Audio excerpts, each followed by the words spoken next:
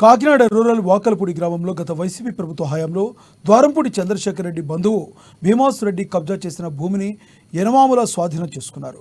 తమ స్థలం కబ్జాకు గురైందని గతంలో సర్పవరం పోలీస్ స్టేషన్లో ఫిర్యాదు చేసిన పోలీసులు స్పందించలేదని తెలిపారు.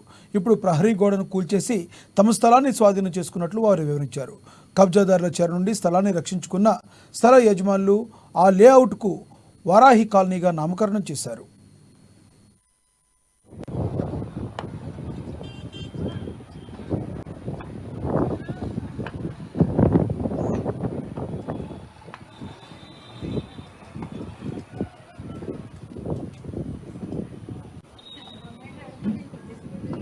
అంతే కదా.